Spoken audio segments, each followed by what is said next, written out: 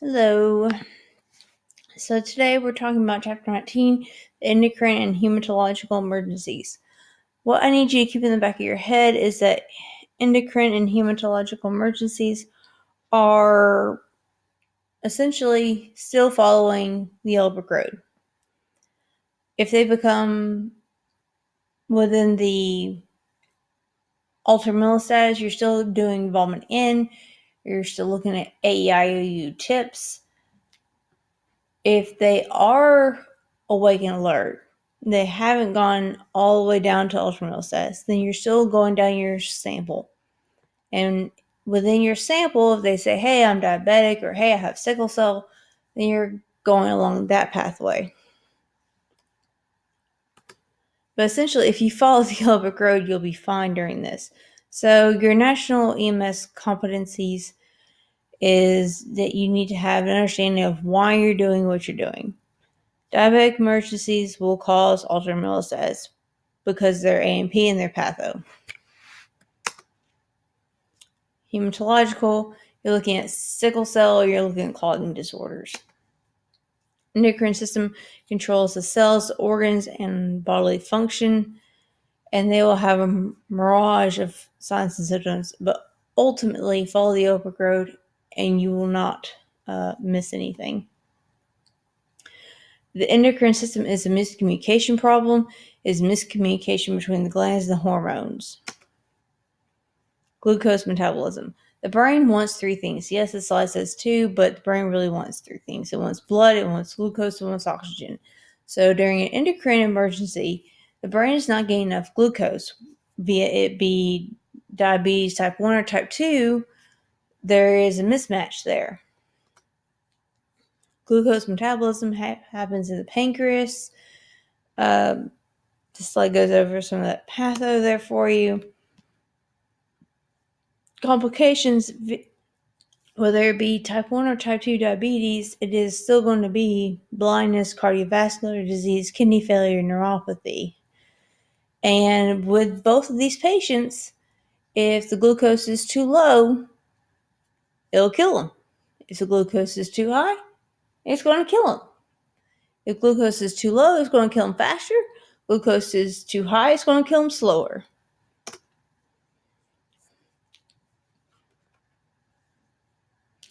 With type 1, yes, the onset is normally early childhood. However, there are early 20-year-olds who have been diagnosed with type 1. And these people often have to inject themselves with a sliding scale insulin. All diabetics wind up on insulin. It might be at their deathbed.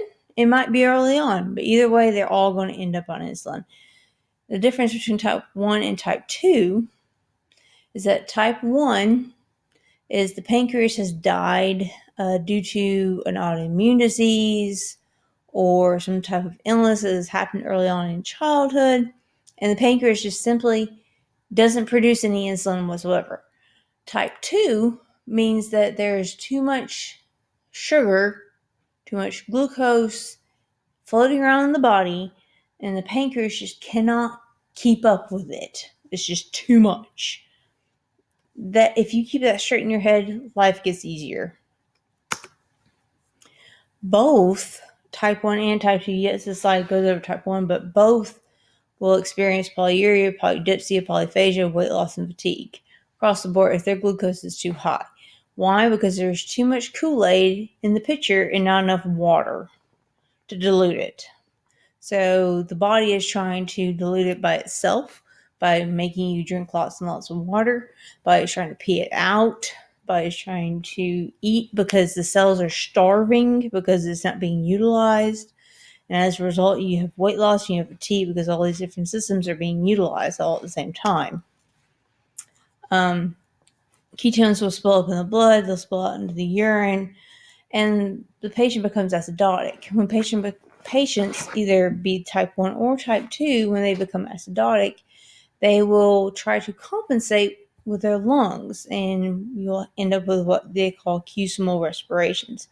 Basically, the patient smells like acetone, and when you walk in the front door and you smell something that smells like nail polish remover, you go, maybe I should check glucose. These patients will complain of body aches, nausea, and vomiting. They may be altered mental status. They might be confused. They might be unconscious, aggressive. They might act like they are drunk. And that still falls under vomit in. You know what you need to do. Talk about that.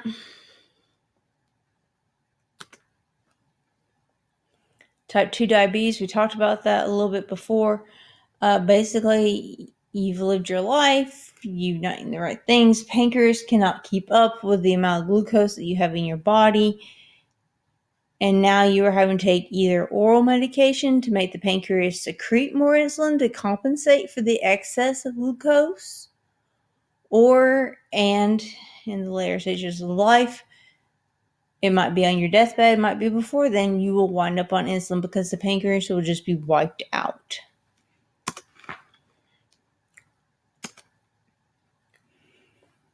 We talked about individuals with hyperglycemia, all those. Talk about that.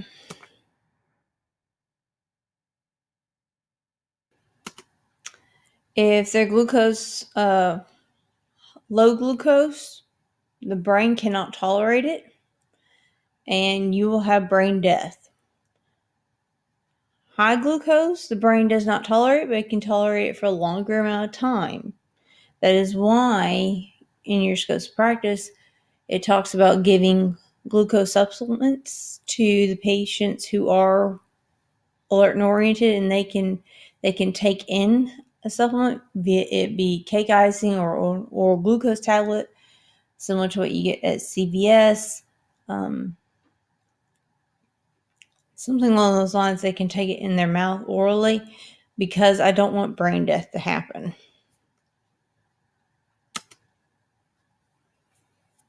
It's much easier to fix a high glucose than it is a low glucose, so I'd rather be very preemptive. I'd rather take care of the possibility of this being a low glucose issue. If it's high and I give you a little bit of glucose, it's not going to change anything of what I do for you. Let's see here. So for type 1, type 2, you do need to know your levels. Type 1 diabetic, if your glucometer is reading in the upper 400s, that's a very big problem for a type 1 diabetic. For a type 2 diabetic, it's a problem, but not as severe. I've seen type 2 diabetics go up into the upwards of 1,000 and plus. But type 1 diabetic does not have that type of threshold. 400, and we're looking at DK. It's always going to be seen size up, which follows your starter 5.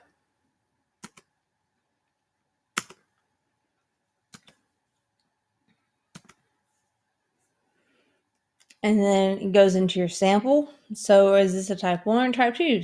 Hey, I'm diabetic. All right. So when they say, hey, I'm diabetic, you're going to say, hey, are you type 1 or type 2? Take your sample. Use your glucometer.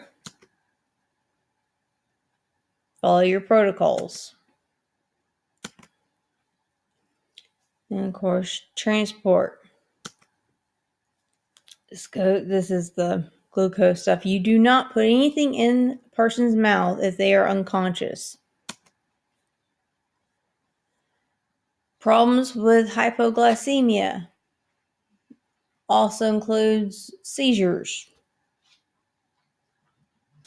which still falls under vomit in, and still falls under AEIOU tips. Does not change anything that you do for a patient who you've gotten called out for a seizure. You're still following vomit in.